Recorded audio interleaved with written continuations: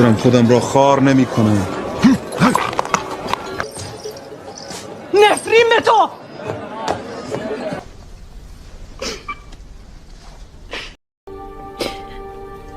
تو چرا گریه نمی کنی؟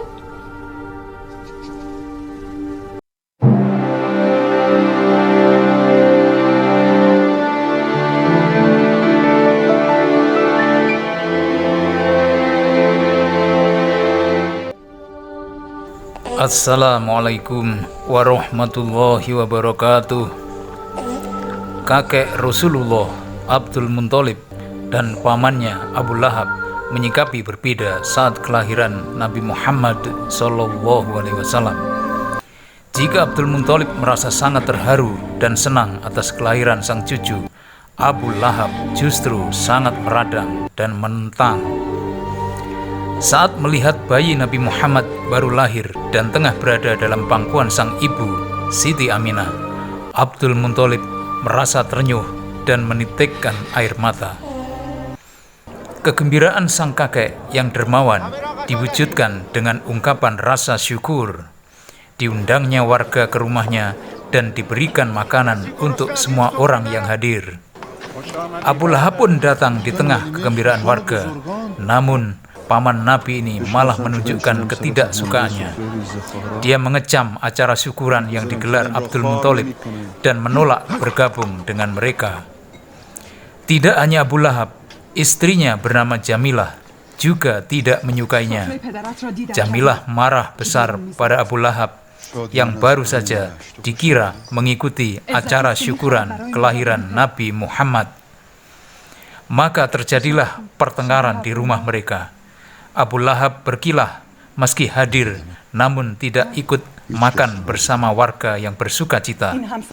Jamilah khawatir harta warisan Abdul Muthalib akan diberikan kepada sang cucu yang dicintainya dan bukan pada kedelapan saudaranya Abu Lahab.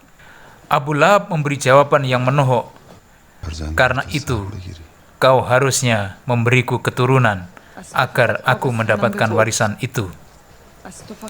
Mendengar kata-kata itu, Jamilah semakin marah dan di ujung percekcokan, istri yang belum bisa melahirkan keturunan ini maskul dengan mengatakan, "Dari 10 anak Abdul Muthalib, hanya kaulah yang paling lemah dan dungu."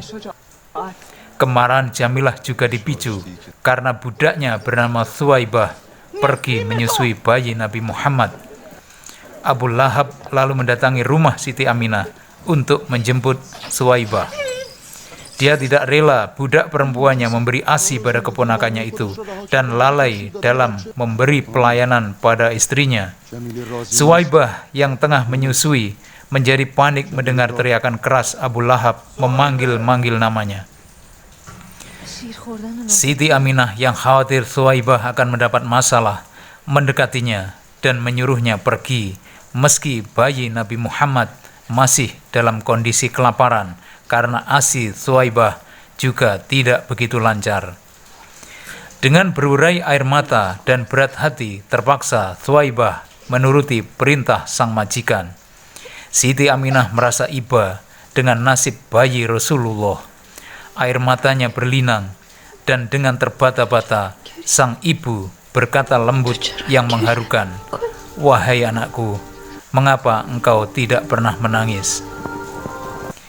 Turut merasa prihatin dan gusar, sang kakek Abdul Muthalib bergegas mendatangi rumah Abu Lahab.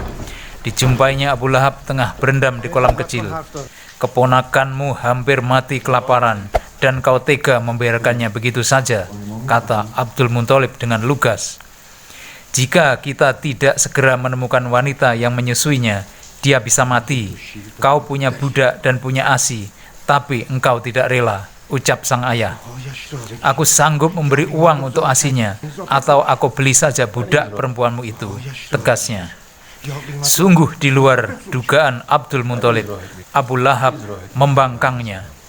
"Dia bukan budakku, tapi hadiah untuk istriku. Dia tidak menjualnya, dan engkau tidak bisa membelinya," ucap Abu Lahab pada ayahandanya sendiri. Abdul Muthalib sangat kecewa dan berkata, "Tidakkah kau merasa malu? Jika aku jadi kau, aku akan berikan nyawaku. Apakah anak bayi Umayyah memberimu anak seperti halnya wanita-wanita Bani Hashim? Atau kau mengkhianati keluargamu sendiri? Dulu jika kau tidak memaksa, aku tidak akan menikahkanmu. Apakah Bani Umayyah lebih berharga daripada Bani Hashim? Tanya Abdul Muthalib. Bukannya menyadari apa yang dikatakan sang ayah, Abu Lahab justru balik menyerang dengan kata-kata menohok. Memangnya apa yang aku dapatkan dari keluargaku? Kata Abu Lahab. Abdul Muthalib kali ini menatap lebih tajam lagi pada anak lelakinya itu. Qabil saja tidak sebenci dirimu pada saudaranya Habil, dan kau tak menyayanginya, Abu Lahab, sergah Abdul Muthalib sebelum beranjak pergi. Begitulah, ternyata Abu Lahab memang tidak menyukai Nabi Muhammad sejak beliau lahir.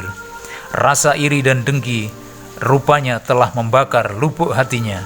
Abu Lahab dan istrinya sama-sama tidak menyukai Rasulullah Shallallahu Alaihi Wasallam. Naudzubillahi min dzalik.